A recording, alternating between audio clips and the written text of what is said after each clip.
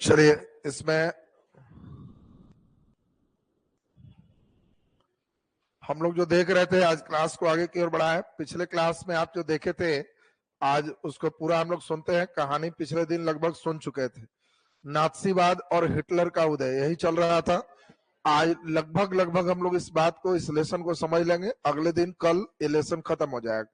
इसके बाद सिर्फ और सिर्फ आपका 2 से 3 दिन और चलेगा, 9th क्लास खत्म हो जाएगा। चूंकि इसके बाद फिर छोटा छोटा दोनों लेसन है, तब हम लोग मेन आएंगे 10th में। 10th के बाद भी, 10th में भी बहुत टाइम नहीं लगेगा। पहला लेसन में टाइम लगेगा, वो थोड़ा बड़ा है और उसमें पूरे कंसेप्ट आ जाएंगे। फिर उसके बाद ज्यादा टाइम उसमें नहीं लगेगा। भारत वाला एक लेसन है, उसको भारत से जोड़ के पढ़ाएंगे ब्रह्मा के साथ। तो इसीलिए मेन हम लोग को 12th हिस्ट्री जो पढ़ना है एनसीईआरटी में, वो सबसे इंपॉर्टेंट। अगर ओल्ड वाला किसी बच्चे को पढ़ने का हिस्ट्री दिल करे तो 11th वाला ओल्ड सबसे बढ़िया। और वो 11th ओल्ड में रामशरण शर्मा लेखक, उसमें भी 2 लेखक हैं, एक मक्खन राम, एक रामशरण शर्मा। लेकिन अगर पुराना वाला 11वां रामशरण शर्मा का मिल जाए तो सबसे बेस्ट बुक है एंशियंट को ठीक करने के। बाकी अभी जो है नया बरहमा में कर करके वो सब चीज दे दिया है, तो उसकी चर्चा हम करेंगे थोड़ा। 11वां जब पहुंचेंगे तब उसमें हम बताएंगे कि कहाँ क्या करना सही है। तो देखिए, नाजीवाद और हिटलर के उदय की बात हम लोग देखे थे। हिटलर का पूरा नाम क्या था? Adolf Hitler.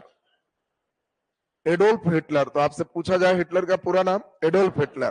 पिछले क्लास हम लोग देख चुके थे। हिटलर का जन्म 20 अप्रैल 1889 ब्रोना, कहाँ है? ऑस्ट्रिया में इसका जन्म हुआ। इसके जीवन की शुरुआत आपको याद है कि ये चित्रकार के रूप में अपने जीवनी को प्रारंभ किया, और चित्रकार के रूप में जब जीवन प्रारंभ किया, लेकिन जैसे ही 1914 प्रथम विश्व युद्ध शुरू हो गया तो आपने देखा कि इसके जब चित्र बिकने बंद हो गए तो जन्म लिया था ऑस्ट्रिया में, लेकिन सेना में बहाल कहाँ हुआ? जर्मनी में। जर्मनी में सेना में बहाल हो गया। सेना में बहुत अच्छा प्रदर्शन के कारण इसको आयरन क्रॉस अवार्ड भी मिला। तो आयरन क्रॉस एक वीरता का पुरस्कार था जो हिटलर को प्राप्त हुआ। और हिटलर धीरे धीरे लड़ाई खत्म होते होते 1918 आते आते घायल हो चुका था।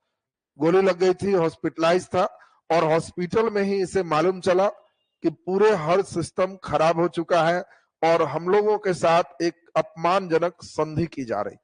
और इस संधि की बात आप सारे बच्चे को क्लियर है कि इस संधि में मीटिंग कहाँ हो रहे थे? वाइमर में।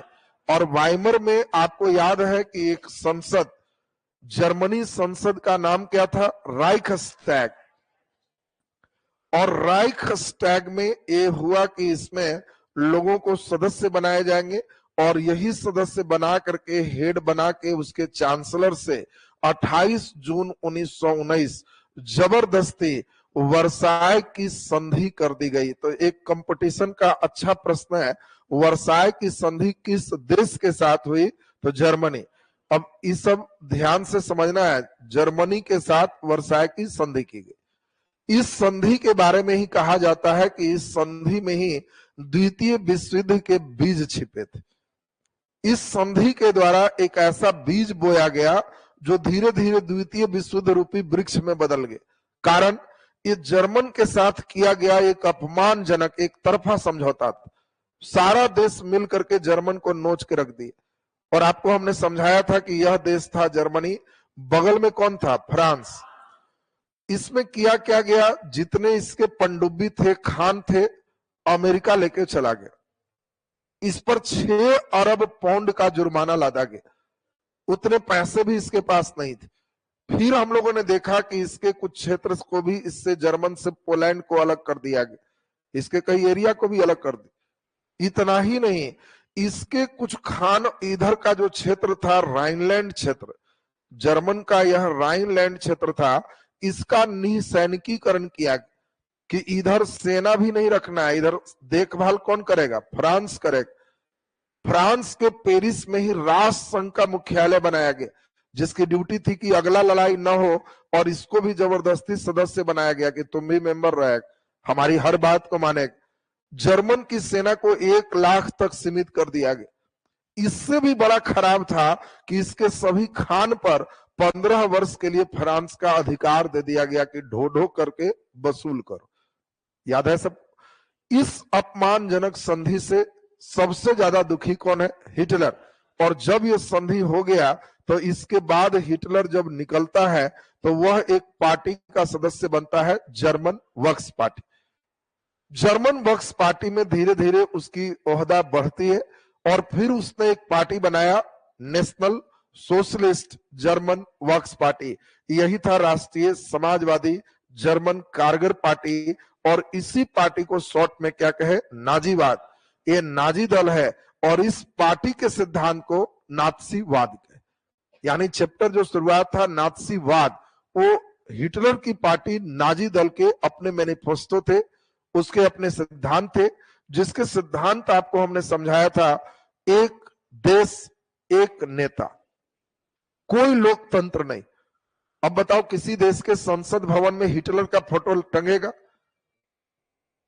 ये लोकतंत्र का संसद के ही आग लगाने वाला व्यक्ति, तो इसका फोटो कभी संसद में आएगा? नहीं, ये तानाशाही। अब किम जोन टाइप का आदमी इसका फोटो टांग सकता है कि हाँ भाई ठीक है, एकदम जो है एक देश एक नेता। बाकी कहीं संसद वाले देश तो इसका फोटो कभी नहीं टांगेंगे। इसने जो दल रखा नाजी दल, इसका चिन्ह क्या दिया तो तुमको जान के आश्चर्य होगा, ये स्वास्तिक चिन्ह हिटलर के झंडा का चिन्ह। तो देखिए स्वास्तिक हिटलर का झंडा है, और ये जर्मनी में आज एकदम बैन है, किसी घर में गलती से भी बना दिया तो उसको जेल हो जाएगा। जर्मनी में इसका मतलब है एकदम बहुत ज्यादा क्रूरता। अब हिटलर की थ्योरी हम लोग धीरे धीरे पढ़ेंगे। पिछले दिन एक कहानी आपको सुनाए थे, अब आज का क्लास धीरे धीरे आप बहुत अच्छे से हिटलर को समझ पाओगे। 1923 में आपको हमने समझाया था कि हिटलर नाजी दल में देखा कि बहुत सेना लोग आ गए हैं, तो खुद कहा कि अब ऐसे नहीं होगा, डायरेक्ट बर्लिन पर चढ़ाई कर। और याद है बर्लिन और बावेरिया के कब्जा के लिए जब वो निकला तो इसको पकड़ के जेल डाल दिया गया और हिटलर जेल गया, 6 साल की सजा हो गई। जेल में उसने एक पुस्तक लिखा था, नाम याद है, मीन कैंप। और मीन कैंप का अर्थ क्या होता है? मेरा संघर्ष। हिटलर ने लिखा कि हम क्यों संघर्ष कर रहे, क्यों बर्लिन पर कब्जा कर रहे थे? अपने लिए, अपने परिवार के लिए तो नहीं, जर्मन के साथ जो अपमानजनक समझौता है उस कलंक को मिटाने के लिए। हम चाहते हैं जर्मन विश्व का सबसे बढ़िया देश बने। ये कलंक माथे पर यहूदियों ने दिया है। प्रथम विश्व युद्ध में यहूदी लोग ही सब लीड कर रहे थे, दस्तखत करने वाले वही थे। अभी जान के एक नफरत फैलाया कि यहूदी ही सब चीज जिम्मेवार है हम लोग को खराब करने के। मन में आएगा धीरे धीरे यहूदी के नफरत अभी समझाएंगे। तो आज के क्लास में मेन वही सीखना है कि हिटलर किस लेवल का क्रूर था, ये आज समझ जाएंगे। अब इसमें हम लोग देखें, जब ये पुस्तक इसकी निकली तो लोगों के अंदर लगा कि हिटलर ही एक व्यक्ति है जो हम लोग के कलंक जो लगा हुआ है माथे पर, उससे मुक्ति दिला सकता है। अब जगह जगह इसका लोग बड़ा प्रचार प्रसार करने लगे, तो एक ही साल में इससे जेल से छोड़ दिया गया।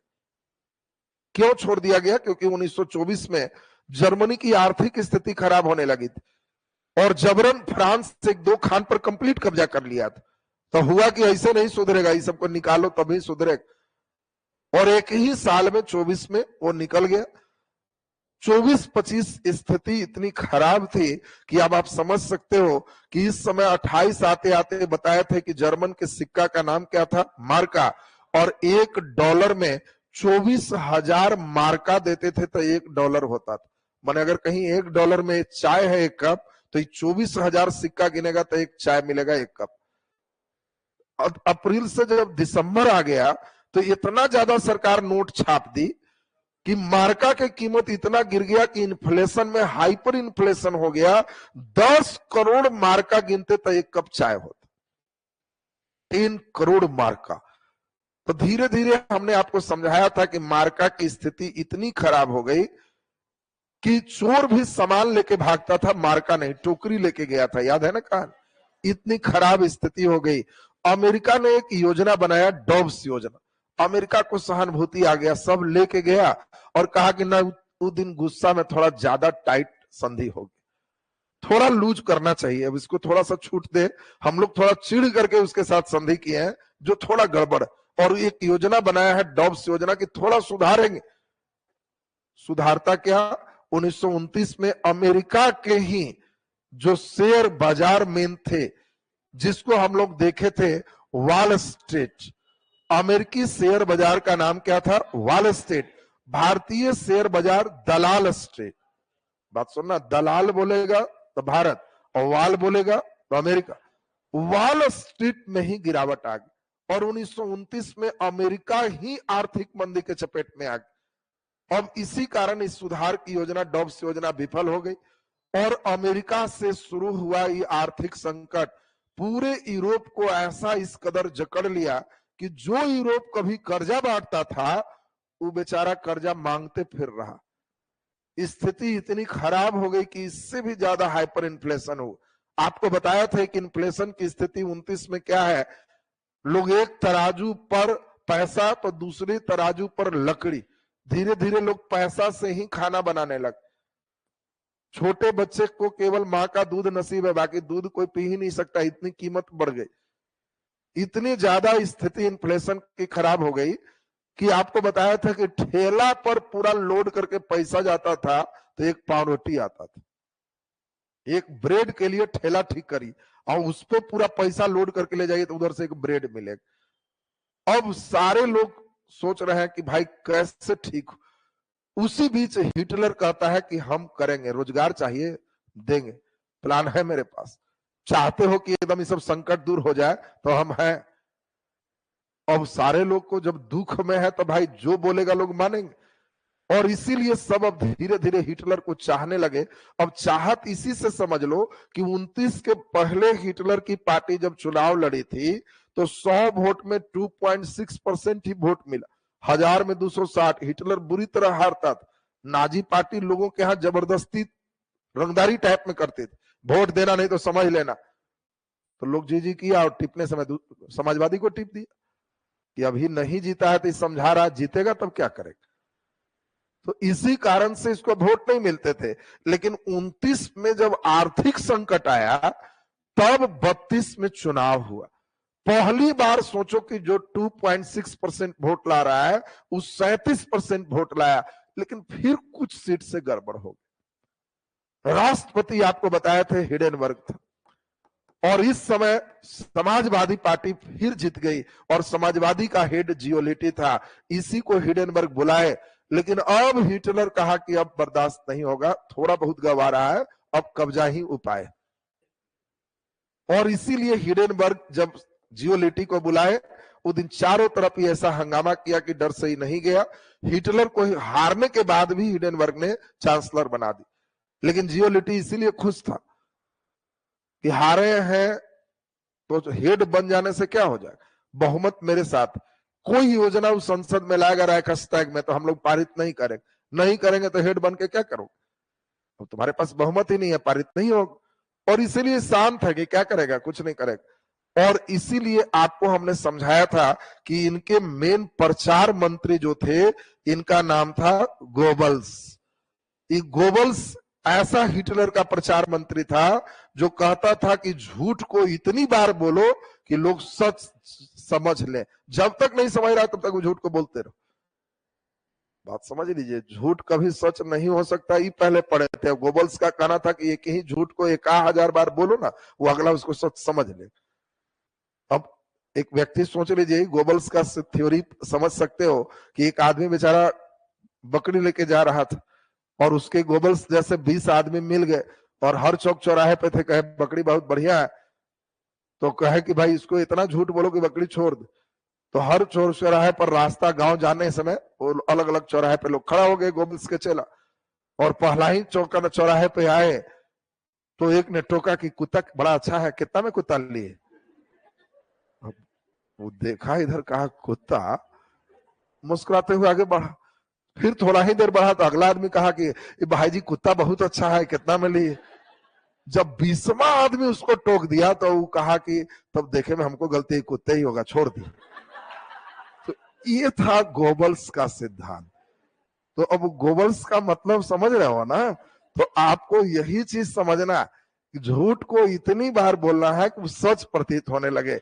और ऐसा हिटलर प्रचार करने लगा, ऐसा प्रोपेगेंडा फैलाने लगा, जिसके कारण प्रोपेगेंडा हमने समझाया था जनमत को प्रभावित करने के लिए झूठ टाइप का भी जितना प्रचार है एकदम उसको जम के करना।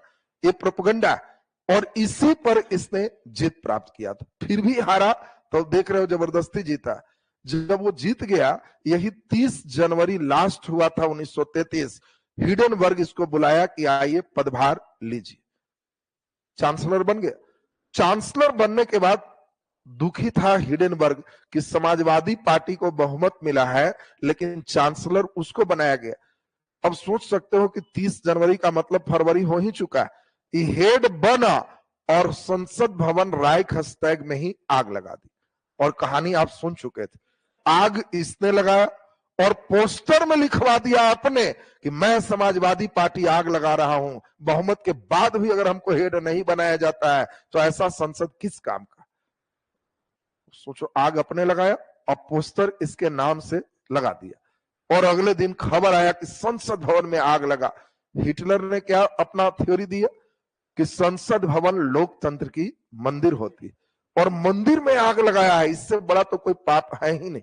और इसीलिए जो भी इसको किया है कठोर से कठोर सजा दी जाएगी। अब समाजवादी लोग जितने थे, हिटलर कहा कि टोटल गांव में पता लगाओ, जितना समाजवादी सबके पकड़ के लाओ, और सबको एक कंसंट्रेशन कैंप पूरे जमीन में चारों तरफ करंट का तार गुजार के कहा चुपचाप इसी में छोड़ो बीच में। और इसमें जो जो मेन लीडर है, जो जो जीते हुए है, उस सब को मृत्यु दंड। संसद में अब राइक्सटैग में जब कुछ मरम्मत के बाद बैठक हुआ तो दो चार लोग पहुंचे। हिटलर कहा कि भी आग लगाने में होगा, इसको भी पकड़ के लटका दो। विरोधी एक भी नहीं, एक देश एक नेता, और 33 आते आते इसने सब कर दी।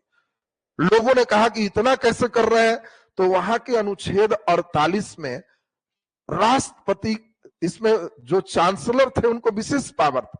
राष्ट्रपति या चांसलर, अनुच्छेद 48 कहता था कि देश हित में कोई अध्यादेश पारित कर सकते, और हिटलर वही किया।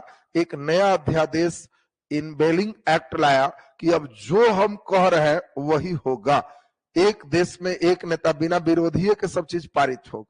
यहां तक कि हिडेनबर्ग जो राष्ट्रपति थे, इससे भी दस्तखत करा लिया कि आप भी साइन कीजिए कि आपके मरने के बाद दोनों पद एक होगा। उस पर खाली चांसलर बैठे, ये भी बेचारा साइन कर दिया कि मेरे मरने के बाद ना, दस्तखत कर दिया। और जब दस्तखत किया तो इसको भी मार दिया कि अब एक देश एक नेता। पूरे जर्मन में इसका एक पुलिस है जिसका नाम है गेस्टापो, इसके गुप्तचर हैं, गुप्त पुलिस। पूरे पावर इसको देके रखा था गेस्टापो को। किसी से बिना पूछे किसी घर में घुस जाओ, थोड़ा सा भी शक रहे तो उसको टांग के ले आओ। इस कैंप में तुम एकदम कहीं भी रखो, मारना है मार दो। कोई थाना में खाली कहे कि गेस्टापो पकड़ा है तो कोई केस नहीं, गेस्टापो कुछ भी कर सकता। अब सोचो, इसका जो गुप्तचर पुलिस है, इसकी ड्यूटी थी कि खाली पता लगाओ समाजवादी कहाँ है, कोई पता लग जाए। खाली कोई कहे कि हाँ वो है, बस उसको जब चाहो टांग लो, मारना है मार दो, नहीं तो कैंप में रख दो। थाना को कह दिया गया कि इसको इतना पावर है, ये कर सकता। आता है कंप्लेंट, कहिए गेस्टापो का पावर था, अधिकार में किया। अब सोच लीजिए, आपसे क्वेश्चन पूछेगा, चेका पुलिस का गठन किया लेनिन, लाल सेना का गठन किया टाटास्की, गेस्टापो का गठन किया हिटलर, गेस्टापो हिटलर ने गठन किया और गेस्टापो को खूब पावर दी। अब यहां से प्रसंग थोड़ा चेंज हो रहा है। अब प्रसंग है हिटलर के विचार। इनके विचार को बढ़िया से समझिए, फिर इनके कार्य को बढ़िया से समझेंगे, फिर देखेंगे इनके और किस तरह के महिलाओं के प्रति, बच्चे जो जवान थे उन लोगों को क्या किया, पूरे सिस्टम को समझिए। अब हिटलर का विचार पहला क्या है, नस्लवाद। हिटलर नस्लवाद के थ्योरी से प्रभावित है। ये डार्विन को धन्यवाद देता है कि आपका विकासवादी सिद्धांत बहुत अच्छा है, और दूसरा धन्यवाद देता है स्पेंसर को। क्यों? इनका सर्वाइवल ऑफ द फिटेस्ट की थ्योरी आया। सर्वाइवल ऑफ द फिटेस्ट क्या है और डार्विन का सिद्धांत क्या है, उसको समझो। डार्विन ने कहा कि धीरे धीरे विकास हो रहा है और हर अगला जो पीढ़ी है वो पिछला से ज्यादा दिमाग वाला है। गांव में 80 साल के बूढ़ा आदमी, तो उनके से ज्यादा दिमाग वाला नया 5 साल वाला लड़का है, वो ज्यादा टेक्नोलॉजी से दिमाग रखा है, विकास हो रहा है। छोटका 5 साल के लड़का के मोबाइल दो, सब गैलरी तैलरी सब अपना कर लेगा, वीडियो गेम भी कर लेगा। 80 साल वाला के दे दो तो कहेंगे बाबू ये सब हमरा नहीं समझ में आता। डार्विन कहता है विकासवादी थ्योरी, धीरे धीरे हर अगला पीढ़ी पिछला नस्ल से बढ़िया। और हिटलर इसी बात को धर लिया कि सबसे पुराना वाला जो था वो यही सबसे पुराने वाले यहूदी है, यहूदी के बाद ईसाई आया। अब डार्विन यही धर रहा। कई बच्चे को आता है कि सर यहूदी से इतना नफरत क्यों? यहूदी से शुरू से नफरत है, खाली हिटलर ही नहीं, शुरू से यहूदी कष्ट में है। कारण यहूदी धर्म सबसे पहला धर्म में रहा, और ईसा मसीह जब धर्म लेके आए तो उनको मार दिया गया, तख्ता पर एकदम कांटी ठोक करके एकदम ऐसे क्रॉस बना दिया गया कि क्रॉस बना के मार दो। धर्म चलाना इतना आसान नहीं है। अब कोई व्यक्ति अभी आके कहे कि राम जी नहीं होते हैं, मंदिर बेकार बना है और इसमें नया तरह का हम टेक्नोलॉजी धर्म दे रहे हैं, वो एक नया व्यक्ति की पूजा कीजिए, तो समझ रहे हो कितना हाई वेराइटी पे पिटाई होगी उस। सेम उसी तरीके का उस समय पे ईसा मसीह कर ये सब बेकार चीज है, हम जो नया दे रहे हैं वो थ्योरी अपनाइए। तो इनको पिटाई ही नहीं था, लकड़ी में बांध करके, हाथ को भी ऐसे बांध करके इंचे इंच कांटी ठोक दिया कि नया धर्म लाया, लाओ तुमको हम चला देते हैं। और ईसा मसीह को मारने का जो कहा जाता है कि आखिर कौन मारेगा, तो जो पहले से चल रहा, यानी मारने वाला कौन है? यहूदी। तो ईसाइयों का नफरत एक स्वाभाविक है कि जो हमारे धर्म के मेन संस्थापक है उसको मारने वाला यहूदी। तो इसका मतलब कोई भी देश जहां ईसाई होगा तो क्या वो यहूदी को वैल्यू देगा? नहीं। धीरे धीरे यूरोप में ईसाई धर्म बढ़ गए, और जब ये बढ़ गए तो यहूदियों को खेती पर रोक लगा दिए। हिटलर से पहले भी रोक थी, हिटलर के पहले भी था कि कोई यहूदी खेती नहीं करेगा, खेत उसका हो ही नहीं सकता, रजिस्ट्री में यहूदी है तो नहीं होगा, सिर्फ ईसाई का खेत होगा। तो यहूदी को जब खेत नहीं मिला तो इन लोग दिमाग के तेज थे, पहले से चले आ रहे थे, तो उन लोग कहे कि जब खेत नहीं होगा तो क्या होगा, खेती जरूरी है, हम अपना बिजनेस करेंगे। तो यहूदी वाले बिजनेसमैन बन। फिर जब पैसा आया तो वो सूद पर लगाना शुरू किया कि मेरा पैसा से सूद पर दिए, फिर उस सूद से बढ़ाते गए, तो मालूम चला बिना खेत के ही सब अमीर यहूदी हो गए। खेत वाला बेचारा खेती कर रहा है और वो खेती वाला के सूद पर देके उसी से सूद पर सूद घींच ले रहा है, तो दाना उसका अनाज भी पहुंच जा रहा है और पैसा भी पहुंच जा रहा है। और फिर इसको बाकी किसी का शासन आए तो इन लोग को जबरदस्ती दूसरे जगह बसाया कि नहीं नहीं ये सब सूद भी दे रहा। मार क्यों नहीं रहे थे बाकी लोग? क्योंकि बाकी लोग इस समझ रहे थे कि इनको जब तंग करेंगे तो ये धर्मांतरण करेंगे, यहूदी से ईसाई बन जाएंगे तो फिर हम लोग एक्सेप्ट करेंगे, हमारी संख्या बढ़ेगी। मैंने कोशिश एक ही है कि यहूदी को इतना तंग करना ताकि ईसाई बन जाए। ईसाई बन गए तो कोई दिक्कत नहीं, ईसा मसीह को मारा, इसका कोई पूर्वज, और फिर इन लोग स्वीकार कर रहा है तो कोई बात नहीं, एक्सेप्ट है। ये पहले से चल रहा था। बीच में जब प्रथम विश्व युद्ध हुआ तो कई जगहों पर यहूदी ही बड़े बड़े पोस्ट पर थे, क्योंकि इनको खेती नहीं करना था, तब पोस्ट यही धर रहे थे। किसान को कह रहा था नौकरी, था खेत छोड़ के कहां जाए, और इनके पास खेत ही नहीं है, कहे छोड़ने के लिए कुछ नहीं था, नौकरी यही कर रहे थे। और अंतिम में संधि समझौता भी यही की। तो हिटलर को एक तो चिढ़ था कि हिटलर ईसाई है, तो एक तो चिढ़ है कि हमारे ईसा मसीह को मारने वाला यही। दूसरा चिढ़ है कि वर्साय की संधि जो देख रहे हैं उस सब में सबसे बढ़ चढ़ के हिस्सा यही लिया। प्रथम विश्व युद्ध में हार सब मेन पोस्ट पर यही था। ये कहा कि जर्मन के जो अभी दुर्दशा है इस सिर्फ यही किया। और हिटलर तो इतना तक चिढ़ता था कि यहूदी को देखना भी पसंद नहीं करता। नाक उक भी देखता था तो बच्चों के किताब में कमेंट्री दिया कि देखा है यहूदी को, भगवान भी कैसा भद्दा बनाया, उसका नाक अंग्रेजी के छाव जैसा बनाया।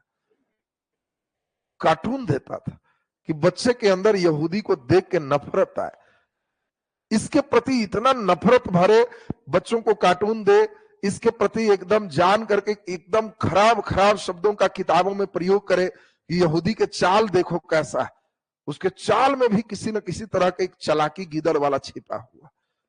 वो मुस्कुराता भी है तो समझ रहो कि कुछ लेना ही चाह रहा है, उस सूद पर तुमको कुछ देगा, घींचेगा। इसका हर मुस्कुराहट भी तुम्हारे शोषण के लिए।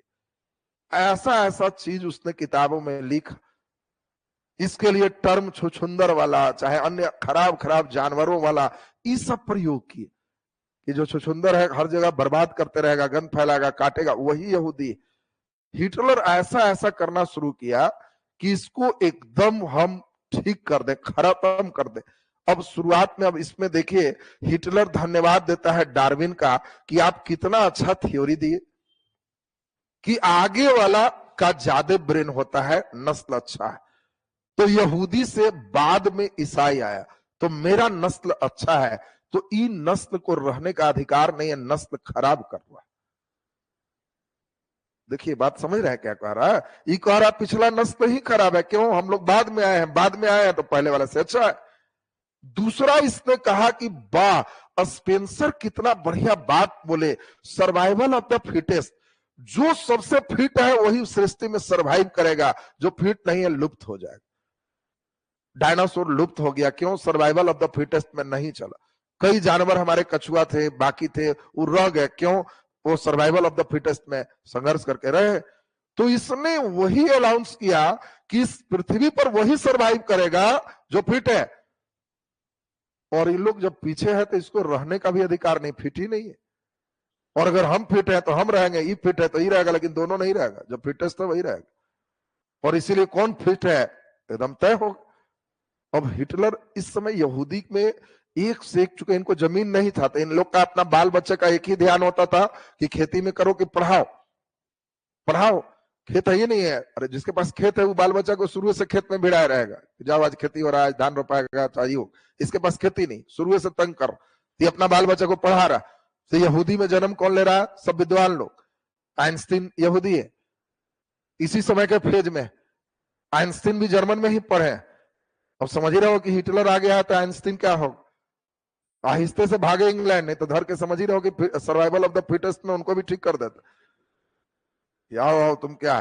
तो इसको एक एलर्जी भी था, और इस नस्ल में समझो इसने हर जाति के लिए एक श्रेणीबद्ध किया कि कौन नस्ल अच्छा है उसको नोट करो, और उस श्रेणी को जिप्सी का, कि जिप्सी को समझो। और उसमें उसने कहा कि जर्मन में जो ब्लॉन्ड है, ब्लॉन्ड माने नीली आंखों वाले, उसको नॉर्डिक जर्मन आर्य कहेंगे, सबसे श्रेष्ठ है, फिट यही है, इसी का हक बनता है पूरे रहने का। वो स्वयं भी हल्का भूरी आंख का था, और इसीलिए ये जो ब्लॉन्ड देख रहे हो, ये ब्लॉन्ड को ही नॉर्डिक जर्मन जो कह रहे हैं, ये भूरी आंख वाला, ये नस्ल को कह रहा है कि धरती का सबसे अच्छा नस्ल यही है, और धरती का इससे बढ़िया कोई नस्ल नहीं। और ये नस्ल जो है, ये आर्य कह रहा है कि बस इसका हक है पूरे जगह रहना। हिटलर का मूंछ भी एक नया वेराइटी का मूंछ है, ये हिटलर देख लो, सब लोग पूरा रखते, कहीं रखते, सिर्फ इतना ही मूंछ रखता था। और हिटलर भी वही ब्राउन आंखों वाला, सेम को उसी नस्ल का कह रहा है, और कह रहा है कि धरती पर सबसे बढ़िया अगर कोई नस्ल है तो ब्लॉन्ड है, 1 नंबर पे। और ये नस्ल को ही राइट है, सर्वाइवल ऑफ द फिटेस्ट, सबसे फिट हो, सबको खत्म करके तुम्हें एकदम राज करना। तो कोई ब्राउन आंखों वाले जो जर्मन नस्ल है ना, इसको ये हिटलर कहता है कि नस्ल पूरे पृथ्वी का सबसे बढ़िया नस्ल है, और इस नस्ल की जिम्मेवारी है पूरे पृथ्वी पर राज कर, एक जगह नहीं, पूरे पृथ्वी। ऐसी नहीं द्वितीय विश्व युद्ध शुरू किया। बाकी फिर कह रहा है सिंती एक नस्ल है, थोड़ा नीचे है, रोमा थोड़ा नीचे है, रूस उसका है तो सब और नीचे है, अगर विकलांग है तो सर्वाइवल ऑफ द फिटेस्ट में, ये फिट ही नहीं है। तो इस बेचारे के लिए अलग, अगर कोई हाथ से विकलांग है, कोई पैर से विकलांग है, कोई देख नहीं पा रहा है, तो हिटलर कहता है कि ये फिट नहीं है, तो ये देश पर एक बोझ है। और इसीलिए इन लोगों के लिए यूथनेजिया एक नया चीज किया, दया मृत्यु। जज को कहा कि इन लोग को सब पकड़ के लाइए, और यूथनेजिया दया मृत्यु है, इन लोग को लाला के दया के रूप में मृत्यु दे दीजिए, मारते जाइए। ये सब रहेगा तो सर्वाइवल ऑफ द फिटेस्ट नहीं होगा, ये सब रह के देश के संसाधन पर केवल बोझ रहेगा। अब सोचो हिटलर का थ्योरी है सिर्फ बढ़िया नस्ल के लोग रहेंगे, और सबसे नीचे नस्ल पर उसने यहूदी को रखा। भाई हम नहीं कह रहे हैं, डार्विन कहा है तुम सबसे पहले आया सबसे खराब नस्ल, और सबसे खराब नस्ल यहूदी। और हिटलर, उस समय यूरोप में यहूदियों की संख्या बहुत ज्यादा थी, तो हिटलर का 2 अभियान चला। पहला अभियान घेटोकरण कहलाता है। घेटोकरण का मतलब अभी जस्ट अभियान समझोगे, खास जगहों पर उसको रखना। जैसे गांव में तुम घेटोकरण देखो, शहरों में घेटोकरण नहीं होता है, घेटोकरण को ही दलवा कहते। ये घेटोकरण क्या है, जैसे गांव में आप जाओगे तो किसी खास जाति का एक टोला नजर आएगा, ये गांव में आ जाएगा कि हाँ ये एक ही जाति का ही टोला है, उसमें दूसरे जाति नहीं रहती, तो ये घेटोकरण हो गया, उस जाति को अलग छांट दी। शहरों में घेटीकरण नहीं होगा। तुम अगर दिल्ली जाते हो तो तुमको हम कहेंगे कि ये जात वाला के कौन मोहल्ला है, क्या पता चलेगा? एक ही अपार्टमेंट में सब जाति के लोग हैं, बाकी कोई जात वाइज मोहल्ला नहीं है। हाँ, अब दिल्ली में भी कोई जात वाइज कॉलोनी बनाने लगे, कई बार होता है शहरों में भी, ये फलाना जात के कॉलोनी। तो अगर कोई अलग जात वाइज कॉलोनी बना रहा है तो या हो सकता है दिल्ली में कहेगा बिहार कॉलोनी, खाली बिहारी खरीदेगा, आधार कार्ड देख के खरीदवाएंगे, तो समझ लेना कि वो इसका घेटोकरण हो रहा। घेटोकरण का मतलब केवल बिहारी वहां पे साइड में रह रहा।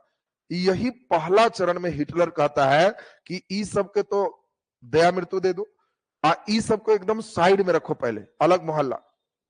और साइड में रखने का उद्देश्य है कि सबसे इसको छांटो, इससे ना कोई सामान खरीदेगा, ना इससे कोई सूद पकड़ लेगा। इसके साथ शादी विवाह का अगर ये सब सोच भी लिया गलती से, तो लड़का और लड़की के साथ पूरे परिवार को मृत्युदंड है। मृत्युदंड से नीचे कोई सजा ही नहीं है, इतना अच्छा नस्ल खराब कर दिया, तो इसीलिए पूरे जाएगा। दूर दूर तक सोचना भी नहीं है सपनों में कि यहां से विवाह भी सोच सकते हो, तो इतना टाइट लाया। यहूदी के लिए लोगों के अंदर इतना नफरत भरा। अब सोचो, अपने आप को कह रहा है ब्लॉन्ड नीली आंखों वाला, और कह रहा है कि दुनिया का सबसे अच्छा नस्ल है, और बाकी यहूदी के लिए ये कह रहा है कि देखो ये यहूदी लोग होता क्या है। तो यही यहूदी को ये कह रहा है कि देखो ये यहूदी है, भगवान ने नाक भी इसका छौ जैसा बनाया है, नाक भी ठीक नहीं। और ये जो फिगर है, ये फिगर क्या बता रहा है, तो ये हिटलर बच्चों के किताब में फिगर दी कि देखो यहूदी क्या है, हर किसी का शोषण करते करते खाली पैसा का ही ढेर बनाएगा, और जब तक पैसा नहीं हो किसी को मारेगा, जब पूरा पैसा इसका भर जाएगा तब ऊपर बैठ के मुस्कुराता है। इसके मुस्कुराहट में भी पैसा है, सूद पर बहुत लोगों का शोषण करता है, और सारे चीज के जिम्मेवार ये जो बैठा हुआ है ना, ये सोफा सेट नहीं है, पैसा के ढेर, और उसके ऊपर बैठाया है इसको, और नाक भी छौ जैसा बनाया। बच्चों को पढ़ा रहा है कि देखो इसका कैसा किस तरह की भावनाएं होती है। जितना नफरत है खूब फैलाए। और यहूदियों के लिए पहले इनके प्रोग्राम को समझे, तो अब आपको इनके प्रोग्राम समझ में आएंगे। ये देखिए, यही जो देख रहे हो, इस फिगर को आप देख पा रहे होगे, एक टीचर एक बच्चे को समझा रहा है कि देखो बाबू, ये लिखा हुआ 6 है, और यहूदी का नाक ऐसा ही होता है। ये लड़का बेचारा पढ़ रहा है 6 कि एकदम सोचो, सबसे भद्दा, सबसे नीचे नस्ल, एकदम खराब, और तुम गौरव करो तुम्हारा नस्ल सबसे अच्छा। अब इन नस्लवाद के थ्योरी से हिटलर अब धीरे धीरे 2 चरण की बात चलेंगे। पहला चरण इसका हेड बनता है 33 में, 33 से 39 बहिष्कार का चरण। बहिष्कार का मतलब आप समझ गए, घेटोकरण।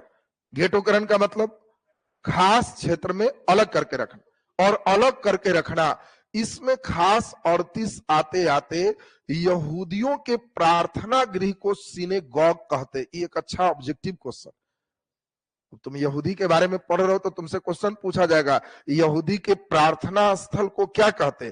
तो आपको ध्यान रखना है कि जैसे ईसाई के प्रार्थना स्थल को चर्च कहते, हिंदू के प्रार्थना स्थल को मंदिर कहते, मुस्लिम के प्रार्थना स्थल को मस्जिद कहते, यहूदी के प्रार्थना स्थल को सिनेगॉग कहते।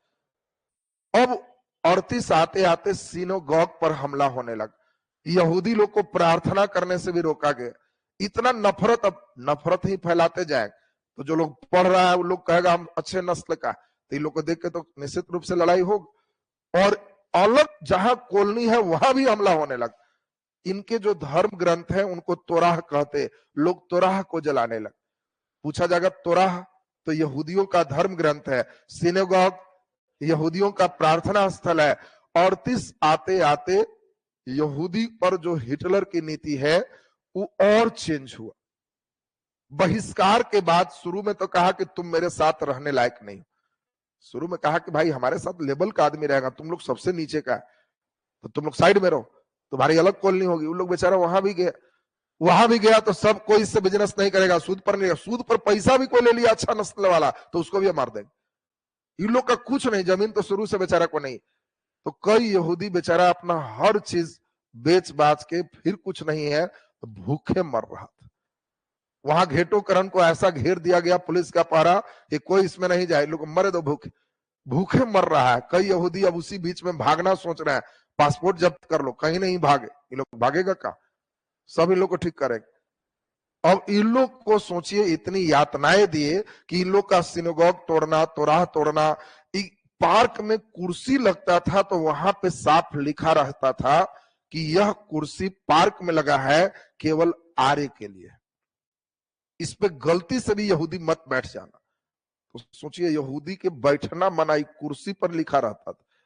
हिटलर धीरे धीरे पार्क पे किस तरह का श्रेष्ठता सिद्ध किया, इस चीज को आप समझ सकते हो। ये बहिष्कार चरण में हिटलर क्या कह रहा है वो सुनो। हमारे बीच तुम्हें नागरिकों की तरह रहने का यहूदियों को समझा रहा है हिटलर। और तुम्हारे लिए नियम क्या है, तो ये नागरिक अधिकार 1935 का नियम, जर्मन या उससे संबंधित रक्त वाले व्यक्ति ही जर्मन के नागरिक होंगे। एकदम ब्लॉन्ड वाले जो नीला आंख, यहां तक कि कोई बस्ती पर हिटलर के व्यक्ति पोलैंड पे हमला किए तो वहां भी जितने हैं, बच्चा छोटा है बड़ा, सबको धरता था। और हिटलर तो विकलांग लोग तो सबसे पहले मारना, तो सबको मारो। छोटकन लड़कन है तो वो सबको स्पेशल डॉक्टर के हाथ चेक करने भेजता था कि नस्ल चेक कीजिए, ब्लॉन्ड वाला है तो उसको आगे बढ़िया से पलाना, और ब्लॉन्ड नहीं है तो पार लगा दीजिए। नस्ल है अगर हमारा तो सिर्फ सर्वाइवल ऑफ द फिटेस्ट रहेगा, खराब नस्ल रहेगा ही नहीं, और सब बढ़िया नस्ल रहेगा तो दुनिया एक दिन जर्मन के कदमों में होगी। सोच सकते हो कितना हाई खोपड़ी इसका उल्टा है, किस तरह के दिमाग का है वो समझो। कह रहा है केवल जर्मन और उससे संबंधित रक्त वाला ही जर्मन के नागरिक हैं और उन्हें जर्मन साम्राज्य का संरक्षण मिलेगा, यानी यहूदी को नहीं। यहूदी और जर्मनों के बीच विवाह पर कंप्लीट पाबंदी कर लिए तो एकदम जिसके यहाँ गए बाले बच्चे जाएंगे, क्योंकि नस्ल खराब करेगा। और हिटलर नस्ल को एकदम सबसे ज्यादा ध्यान दे रहा है। यहूदी और जर्मनी के बीच विवाहोत्तर संबंध को भी अपराध घोषित कर दिया गया। विवाह के बाद एकदम पूरा अपराध है वो। यहूदी द्वारा राष्ट्रीय ध्वज फहराने पर भी पाबंदी। यहूदी हो तो झंडा भी नहीं फहराना है जर्मन के, क्यों, झंडा में भी तुम्हारे नस्ल के फहराने से खराब हो। तो अब तो समझ ही रहो कितना उसके अंदर पीड़ा है।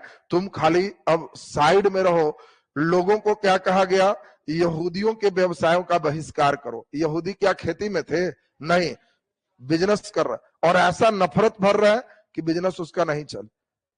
तो अब समझ ही रहो कि अलग घेटोकरण किया गया। सरकारी सेवाओं में जितना यहूदी है निकाल दो। अब टीचर यहूदी रहेगा तो लड़कन के अपना अच्छा समझाते रहेगा, वो कहेगा बाबू ईश्वर के द्वारा बनाया गया हर चीज सही है, नाक टेढ़ा रहे सीधा रहे सब सही है। तो टीचर सबके यहूदी है मैंने नौकरी से निकाल दो, सब कुछ नहीं करेगा। और जितना यहूदी की संपत्ति है सबको जब्त करके बेच दो और अलग कैंप में उसको भेज दो, अलग चुपचाप साइड में रहेगा। क्यों, भूखे मरे। वो कष्ट को समझो। अब सोच सकते हो यहूदियों के साथ ये तो 39 तक की चरण है। 39 में द्वितीय विश्व युद्ध शुरू हो गया। इस समय 39 तक क्या था, दूसरे देश के लोग भी आते थे तो वो देखते थे क्या स्थिति है। 39 में द्वितीय विश्व युद्ध जब शुरू हुआ तो अब हिटलर कह रहा है, पहले कहता था कि हमारे साथ रहने का हक नहीं, अब कह रहा है कि जीने का हक नहीं है तुमको हम देखना भी नहीं चाहते। शुरू में हिटलर ये सोच रहा था, देखो पहले के राजा ये सोचते थे कि यहूदी को कष्ट देंगे तो ईसाई धर्म अपनाएगा, और ईसाई धर्म अपनाएगा तो हमारे साथ कम से कम संख्या बढ़ेगी। हिटलर कह रहा है कि सब इतना खराब नस्ल को हम अपने में शामिल करके ईसाई को खराब करेंगे, हमको ईसाई भी नहीं बनाना है। ये लोग नस्ल ही खराब है। और इतनी चिढ़ और नफरत रही कि दूसरा चरण देख के तुम्हें दया आ जाएगी। 39 के बाद द्वितीय विश्व युद्ध जैसी शुरू हुआ तो वैसे ही एकदम घेटोकरण और पकड़ना है यहूदियों को, और होलोकास्ट किया गया। होलोकास्ट मतलब महाध्वंस। सामूहिक नरसंहार। अब सोच भी नहीं सकते हो हिटलर वैसा किया यहूदियों के साथ। हिटलर, अब कई व्यक्ति सोचो कि उस समय बेचारे द्वितीय विश्व युद्ध चल रहा, कई व्यक्ति कह रहे हैं, एक व्यक्ति ने सोचो यहां तक किया कि जब वो बचा तो वो कह रहा है कि द्वितीय विश्व युद्ध समाप्ति के बाद हमको 20 मिनट और बचना है, भगवान से हम उतने टाइम मांग। लोगों ने पूछा क्यों भाई? तो कहा हम 20 मिनट में दुनिया को दिखाना चाहते हैं कि हम कई चीज लिखे हैं, प्रमाण है, उन लोग देखे कि हिटलर कितना न्याय किया। क्योंकि हिटलर का न्याय कोई देख नहीं रहा, इस समय लड़ाई चल रही है, दूसरा कोई नहीं आ रहा, हिटलर जैसे चाह रहा जैसे कर रहा, इस समय सारे लोग, कोई देखने वाला नहीं है। यहूदियों के साथ अत्याचार जो किया है द्वितीय विश्व युद्ध के बाद 20 मिनट हमको देखने का समय। सोचो कई ऐसे प्रमाण मिले कि दूध के कंटेनर में लोग लिख लिख के कागज में किया, जैसे किया इतना के मार दिया, ऐसे किया ऐसे किया, सब लिख लिख के कंटेनर में बंद करके जमीन में गड़ दिया कि भविष्य में भी कोई देख ले तो समझेगा कि हिटलर ने क्या किया हम लोग के साथ। अब यहूदी लोग सोचिए कि इस तरह के कंटेनर से चिट्ठी भर भर के मिला। अब हिटलर की इस होलोकास्ट की घटना को द्वितीय चरण का देख लीजिए, ये जो देख रहे हो घेटो, जैसे जो घेटोकरण है, यहाँ पे सीधा लिखा कि अब तुमको रहने का भी कोई हक नहीं है। और ये जो देख रहे हो इसमें अब हिटलर क्या कर रहा है, एक एक साथ कई लोग को पकड़ पकड़ के और कह रहा है कि यहूदी को इतना को मारेंगे तो पहले तो जितना है मां से बच्चा छीनो, सबको छीनो, सबका एक एक साथ हमको मारना है सबको, एक एक गोली में ये लोग नहीं मरे। स्पेशल यातना देने के लिए ट्रेन चलाया। इनकी यातना गृह देख के आपकी रूह कांप जाएंगे कि हिटलर क्या है। ये स्पेशली यातना गृह है, रेलवे पटरी बिछाया हुआ है आश्विज में, और ये हत्या शिविर को ले जाने वाली रेल लाइन है।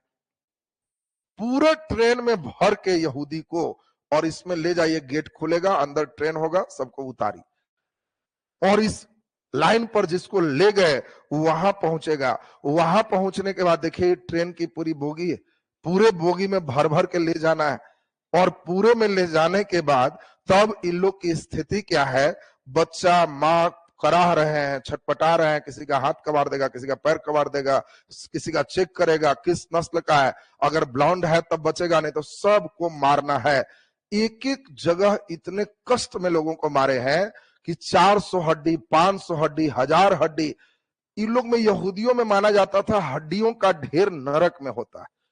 यहूदियों का ही मानना था कि नरक में हड्डियों का ढेर होता है। हिटलर ने कहा कि तुमको यही नरक भेंट करा देंगे। हड्डियों का ढेर लगा दिया एक एक जगह इन यहूदियों का। अब सोच सकते हो कि ऐसी यातनाएं को देना प्रारंभ किया। इसी बीच अभी का इवेंट तुमको समझ में आएगा कि इसमें अब अभी का इवेंट ये समझ में आएगा कि जब इस कदर से लोगों को तबाह किया गया तब कई यहूदी तो बेचारे छिप छिप के भागने में भी, अब 100% तो नहीं मरे, अब ट्रेन में पूरा को रखा, यातना दिया, मारा, कई लोग बेचारे छिप करके निकले। तो कुछ लोग जो निकला उन लोगों को अब अमेरिका इस सब देश से पनाह मांग रहा है, हिटलर के अगेंस्ट अमेरिका। तो उन लोग का है कि जितना यहूदी है आओ, तुम लोग को एक जगह पे छोटा सा जगह देते हैं, वहां रहो। और वही जो द्वितीय विश्व युद्ध है, इस दौरान में यहूदियों के विश्व भर को जिस तरह के हिटलर ने तबाह किया, मारा, 80,000 यहूदी को मारा, एक दूगो नहीं, 80,000, 80,000 समझ सकते हो क्या संख्या रही होगी। इसके बाद भी जो यहूदी बचे उनको यहीं पे कहा गया, मुस्लिम का एक कंट्री था फिलिस्तीन, और इसी का एक टापू में कहा गया कि यहीं पर यहूदियों को बसा दो और यहीं पर कम से कम कुछ लोग रहेगा। तो जो लोग उस यातना से बच रहे थे यहूदी और इस जिद पर थे कि हम यहूदी ही रहेंगे, हम धर्म नहीं छोड़ेंगे, उन लोग यहां पे चले आए और यही एक देश बन गया इजराइल। अब तुम लोग इजराइल वर्सेस फिलिस्तीन की बात भी अब समझ में आएगा, किस तरह से यहां पे आए। उसके पहले इजरायली लोग यहां पे अब नहीं है, इजराइल का मतलब यहूदी। और तुमको ये जान के आश्चर्य होगा कि यहूदी का ब्रेन क्या होता है। एक ही मेन देश है जहां यहूदी सबसे संख्या में, और जब ये लड़ना शुरू किया तो अमेरिका जैसा राष्ट्रपति, जिसको भारत बुलाया 26 जनवरी में कि आइए, तो छुट्टी नहीं मिला उसको, दूसरा देश को बुलाना पड़ा, फ्रांस बुलाए, उसको कहे विशिष्ट अतिथि में आइए तो कहा ठीक है आएंगे, अब बाद में खबर भिजवाया कि बहुत व्यस्त शेड्यूल, नहीं आया। और ये जब हमला किया तो लड़ाई के बीच अमेरिका के राष्ट्रपति यहां इससे मिलने आया। तो सोच सकते हो कि कितना इसकी भूमिका बड़ी होगी। इस समय अमेरिका यहां भेजा, धीरे धीरे इन लोग क्या किए, और फिर यहां मुस्लिम लोग मारना शुरू की। जब मारने लगे तो अमेरिका कहा कि कोई बात नहीं, हम है ना, यही हथियार का मेरा कारखाना खोलने दो। कारण इसी के बगल में अरब उरब सब मुस्लिम कंट्री सब यहीं पे। तो अमेरिका देखा कि हम लोग ईसाई हैं, मुस्लिम कंट्री के बीच घुसने का एक अच्छा रास्ता यहूदी। मेरा हवाई जहाज कहां उतरेगा, इन लोग उतरने नहीं देगा, तो इसको अगर बसा देंगे तो उतरने तो देगा। तो वो अपना हथियार दिया। जब दिया तो ये देखने के लिए यहां मिला, देखते देखते घींच दिया इतना। अब देखते देखते जो इसको शरण दिया उसी का 80% खा गए। अब यही फिलिस्तीन यहां है, इसका छोटा सा एक गाजा पट्टी यहां है, बाकी सब हड़प के ही कहा कि अब मेरा है। अब इन लोग का कहना है कि तुमको हम रहने दिए थे खाली, वो भी कब, जब हिटलर मार रहा था तब, और तुम सब खींच लिया मेरा ही वाला। तो इन लोग बीच बीच में रॉकेट सॉकेट इस पर छोड़ते रहता है, भागो। और जब रॉकेट सॉकेट छोड़ता है तो फिर थोड़ा खींच लेता है कि ईवी वाला गया तुम्हारा, काहे छोड़ा था। अब इसमें जब छोड़ता है तब मुस्लिम कंट्री फिलिस्तीन के साथ होते हैं कि ठीक कर रहा है, गड़बड़ किया है, जितने भी ईरान है, इराक, सब कहता है कि हम तुम्हारे साथ हैं। तो अमेरिका चुपचाप अपना हवाई जहाज उतार लेता है कि हम है ना तुम्हारे साथ, छोड़ो कोई दिक्कत नहीं। अब तुम लोग इजराइल फिलिस्तीन की भी बात समझ गए होंगे क्यों हुआ। अब जो लड़के यही नहीं समझ रहा था कि बेचारा है कौन, कहां से आ रहा, तो कितना बेचारा था, इतने इतने लोगों को हिटलर कितना निर्दयता से मारा, और तब इस स्थिति में ही गया। लेकिन आज के डेट में इस सुपर हीरो, भारत के एक राज्य इतनी भी आबादी इसकी नहीं है, और भारत के जितने बजट है थोड़ा ही बहुत कम पे चल रहा। तो सोच सकते हो कि कितनी बड़ी स्थिति पे हो। कारण शुरू से इन लोग का नस्ल भले हिटलर का सबसे नीचे, लेकिन इन लोग का नस्ल बिना जमीन के ही सबसे तेज रहा। आइंस्टीन जैसे कई वैज्ञानिकों को इन्होंने दिया। तो ये चीज अभी हम लोग देखे, पूरे ये हिटलर का दिमाग किसके लिए, यहूदियों के लिए। क्यों? नस्लवाद के विचार से प्रेरित रहा। अब दूसरी विचार पे चलते हैं। एक विचार आपने समझ लिया, हिटलर का दूसरा विचार अब सुनो। इनके विचार सुनते सुनते आपको समझ में आ जाएगा हिटलर कैसा था। पहला विचार तो आपने देख लिया, क्या इतना क्रूर व्यक्ति की कल्पना कोई कर सकते हो? 80-80 हजार व्यक्तियों का मार देना सिर्फ इसलिए, इस ग्राउंड पर कि सबसे खराब नस्ल खराब है, सिस्टम को खराब करेगा, और इसीलिए इसको सब एक ही उपाय है, मार देना, जहां से मिले मार दो। मारने के लिए भी गैस चेंबर, एक बार ट्रेन उतरती थी 1000 आदमी, बंद करो इसमें, और 1000 को बंद करके जहरीला गैस, दम घुट के गया, खत्म, सबका फेंक दो सीधे बाहर, फिर नेक्स्ट ट्रेन आएगी। ट्रेन से लाला के स्पेशली मारता था, कई जगह कहीं मिले सीधे एकदम ऐसे ही फेंक देता था। तो इतनी यातनाओं को जब दिया तब जाकर के तुम देखा फिलिस्तीन बना। तब इजराइल बना, इजराइल वर्सेस फिलिस्तीन की कहानी भी आपको इसलिए वहां जोड़ दी। अब यहां से हम लोग देखें हिटलर का दूसरा थ्योरी सुनो तो ये और आश्चर्य होगा। लेवेंथ्राम, ये जीवन परिधि क्या है? हिटलर की थ्योरी है कि राज्य भी सजीव होता है, खाली गाय भैंस आदमी सजीव नहीं, और राजा उसकी आत्मा है। अगर आत्मा कमजोर होगा तो इसकी परिधि छोटी होगी, दूसरा राजा कब्जा करेगा।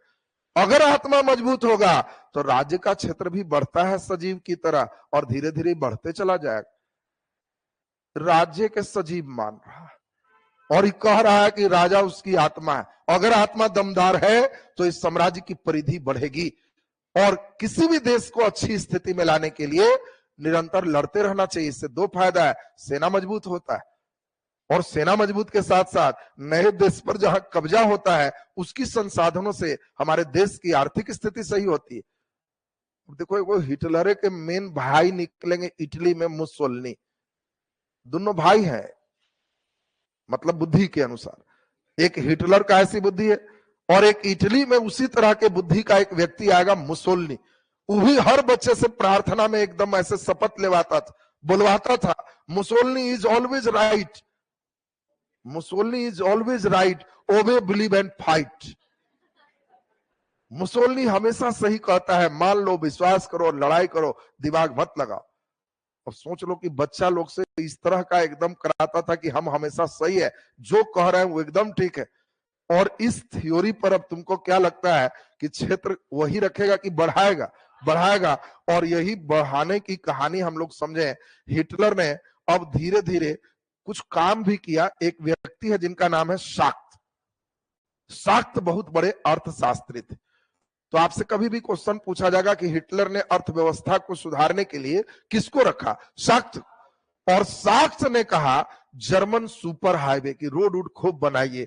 इसमें फॉक्सवैगन परियोजना बनाया। फॉक्सवैगन परियोजना का मतलब एक जर्मन नस्ल का गरीब व्यक्ति भी कार खरीदने का सोच रहा है तो सरकार कर्जा देगी, लो कार पर चढ़ो, क्यों? तुम नस्ल अच्छा है। अब देखिए, ये फॉक्सवैगन परियोजना है, इसका खूब प्रचार करता था। कार पर गरीब से गरीब अच्छे नस्ल के लोगों को बैठा के और होर्डिंग लगाता था, देख लो जर्मन नस्ल का है तो इसको कोई चीज की कमी नहीं है, कार खरीद सकता है, पहले नहीं खरीद सकता था। अब इस सबसे कह के अब जो लोग उस नस्ल के हैं उन लोग तो एकदम खुश हो जाएंगे कि वाह, इससे बढ़िया तो कोई मिलेगा नहीं। और धीरे धीरे जब इसकी स्थिति खराब होने लगी तो यही शाक्त ने सलाह दिया कि सर हुजूर सेना पर कम खर्चा कीजिए। हिटलर सबसे पहला काम किया कि इसको खत्म करो, कम वाला कुछ हमारे पास सुनाने मत आओ, हम जो कर रहे हैं उसको हुजूर एकदम ठीक कर रहे हैं। राजतंत्र जैसा बना दिया। राजतंत्र में क्या था? सलाह नहीं देना। अभी के राजा को आप सलाह दे सकते हो, उस समय कोई सलाह नहीं देना है। उस समय राजा का मतलब क्या है? जिसके राज में रहिए उसके जैसा कहिए। और बिलैया शेर मार के ले जाए तो वाह वाह करिए। अब देख लो, राजतंत्र का मतलब अगर राजा कह दे कि हमारे राज में एक बिलाई को देखे शेर को मार दिया तो कहो वाह हुजूर जी, आपके राज में सर कुछ भी हो सकता है। अगर कहेगा बिलाई या शेर मारेगा तो कहेगा इसको लटका दो, भगाओ इसको, कौन नौकरी में रख दिया? राजा तुमको रखेगा ही। अकबर ने बिरबल को क्यों रखा? क्योंकि वो जिसके राज में रह रहा था उसी जैसा कर रहा था। हिम्मत नहीं है, मजाल नहीं है कि बात काट दे। काटना भी है तो तुम एक्सपेरिमेंट करके दिखाओ, उसमें राजा को समझना होगा, समझेगा। बात काट दिया तो हट जाओ। अब सोचो, एक बार जो है अकबर कहा कि बिरबल, सबसे अच्छा सब्जी हमको बैगन का लगता है, बैगन सबसे बढ़िया सब्जी लगता है। तो बिरबल कहा हुजूर क्यों नहीं लगेगा, बैगन सब्जियों का राजा है, आप हम लोग के राजा हैं, तो इसीलिए राजा को राजा चीज अच्छा लग रहा है। तो अकबर ने कहा कि हूं बैगन सब्जी का राजा है, ये कैसे हो गया बिरबल? तो कहा हुजूर आप जहां पना ठीक से नहीं देख, बैगन को राजा इसीलिए कह रहे हैं क्योंकि ईश्वर ने बैगन जो बनाया है उसमें राज मुकुट दिया है, ये राज मुकुट उस पर है और इसीलिए वो राजा है। अकबर बड़ा खुश हुआ कि वाह, बड़ा खुश। अभी सुनो बढ़िया से, अकबर बड़ा खुश हुआ कि वाह तुम तो बहुत बढ़िया बात कहा। कुछ दिनों के बाद अकबर को थोड़ा बैगन खूब खाने लगा, सुना तो कहा कि ना राजा। कुछ दिनों के बाद उसको खुजली होने लगा। तो जब वो राज वैद्य के पास गया तो राज वैद्य कहा कि हुजूर बैगन मत खाइए, आपके बैगन से ही खुजली हो रहा है। तो अकबर कहा कि वो उससे हो रहा है, हम सोचे कि ऐसे। बिरबल को बुलाया, कहा कि बैगन सबसे खराब सब्जी है बिरबल, उसी के कारण देखो हमको खुजली होगी। तो बिरबल कहा हुजूर एकदम देखते, नाम नहीं देखते हैं हुजूर, लिखता है बेगन, बिना गुण वाला, इसमें कोई गुण है हुजूर? ये है राजतंत्र, दिमाग लगाना ही नहीं होता। और इसी के अनुसार से देखो इस शाक्त बेचारे गए।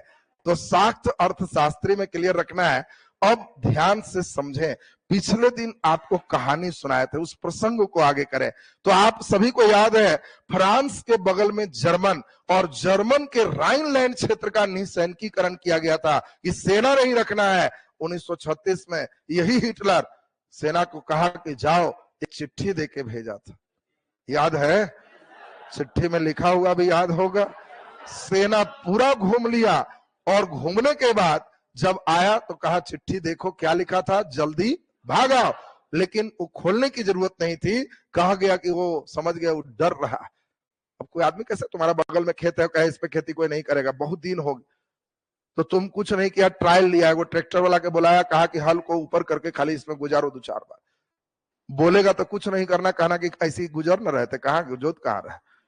नहीं कुछ बोलेगा तो हल्का गला दीजिएगा, फिर देखा जाए, समझ लेंगे कि डर रहा। अरे एक्सपेरिमेंट धीरे से ना होगा। जब उसने राइनलैंड में देखा कोई कुछ नहीं बोल रहा है, तो उसने राइनलैंड को अपने पक्ष में मिला लिया। इस समय मित्र राष्ट्र जो चल रहे थे, इसका सबसे मेन शत्रु कौन है? फ्रांस। और फ्रांस का मेन दोस्त कौन है? इंग्लैंड। इंग्लैंड फ्रांस शुरू से दोस्त। हिटलर कहा कि इंग्लैंड से दोस्ती करते हैं, वो अपने पक्ष में आ गया ना तो सही हो जाएगा। और हिटलर इंग्लैंड को कह रहा है कि देखिए आपसे हम बड़ा खुश हैं, सबसे अच्छा देश आप ही, और हमारे साथ अन्याय हुआ, हम थोड़ा उसको सही कर रहे हैं, ज्यादा नहीं करेंगे। इंग्लैंड कहा कि सुनो, तुम एक संधि करोगे तब हम तुम्हारे साथ दोस्ती करेंगे। क्या?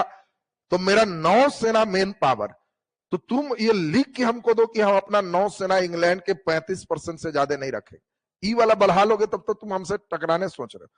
थल सेना जितना बढ़ाओ, हम परमिशन अंदर अंदर दे रहे, जबकि इसके सेना को 1 लाख तक सीमित किया। जब ही देखा कि इंग्लैंड से हमको भिड़ना ही नहीं है, तो लिखित दे दिया कि आपके सेना का 35% से ज्यादा हम नौसेना नहीं करेंगे। इंग्लैंड कहा कि तब थोड़ा बहुत टंडेली करना है कर लो, कोई बात नहीं, हम तुम्हारे साथ, ज्यादा बदमाशी लेकिन नहीं कर। अब यही देखते देखते जब इंग्लैंड इसके पक्ष में हो गया, तो ये 1938 आते आते ऑस्ट्रिया पर ही हमला कर दिया और पूरा ऑस्ट्रिया को अपने में मिला लिया, और इसी में चेकोस्लोवाकिया पर हमला कर दिया, इसको भी पूरा मिला लिया। और तब बगल में इसी से अलग हुआ था पोलैंड। पोलैंड इसके पास बंदरगाह नहीं थे, पोलैंड के पास एक बंदरगाह थे, डेजिंग बंदरगाह, और यहां तक जाने के लिए एक गलियारा था, पोलिस गलियारा, इसी से इसका सामान बिक्री होता था। हिटलर ने पोलैंड को कहा कि सुनो, अब इस सब पर हम पूरे घेराबंदी करेंगे और तुमको इधर से उधर जाने के लिए पुल ढाल देंगे, गाड़ी उड़ी सब जाएगा, लेकिन ये पूरे कंप्लीट हमको रहने दो। बैठक बुलाया कि मेरे यहाँ आके बैठो। इंग्लैंड भी कहा कि देखो बैठक से सब हमला उमला नहीं करना, तो ये कहा कि ठीक है आप अपना आदमी भेजिए, उसको भी बुलाते हैं। डर से पोलैंड नहीं गया, वो जान रहा था कि जाएंगे तो जबरदस्ती साइन करा लेगा, जो इतना अत्याचार कर रहा है तो उसका कौन ठिकाना, तो डर से नहीं गया। तो इंग्लैंड कहा कि भाई तब क्या करें, लेकिन हमला नहीं कीजिएगा, नहीं तो लड़ाई उड़ाई हो जाएगा, आप ऐसे भी 2-3 चीज कर लिए।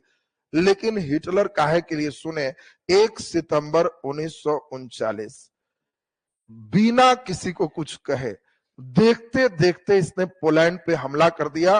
पूरे पोलैंड पर सिर्फ कब्जा ही नहीं किया, वहां भी कहा कि पहले ही हमारे ही साथ था, चेक करो यहाँ कौन कौन हमारे अच्छे नस्ल वाले हैं उनको साइड करो, और खराब नस्ल वाले हैं उनको पार लगा दो एकदम सीधा।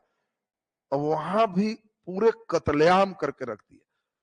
लोग अभी समझ पाता, इंग्लैंड को फ्रांस कह रहा है कि देखिए आप ही मन बढ़ाए थे, वो कहा कैसे चलो अब शांत हो जाएगा, इसको जो चाहिए था मिल गया, अब कोई दिक्कत नहीं। लेकिन यह क्या, कुछ दिन के बाद नॉर्वे पे हमला कर दिया, डेनमार्क पे हमला कर दिया। देखते देखते जब सब उसका होते जा रहा है, तो हिटलर कह रहा है कोई कुछ बोल ही नहीं रहा है, तो अब फ्रांस पे भी हमला कर दिया। और ये देखो, फ्रांस को कहा कि बहुत तसीला था मेरे यहाँ 15 साल, अब समझाते हैं कैसे तसीला जाता है। और देखिए यही द्वितीय विश्व युद्ध का पूरे फेज। तो अब अगले दिन ये पूरा कंप्लीट करते हुए हम लोग का लेसन खत्म हो जाएगा। तो आज का क्लास क्लियर है ना सबका? चलिए तो नेक्स्ट डे हम लोग इससे आगे चलेंगे।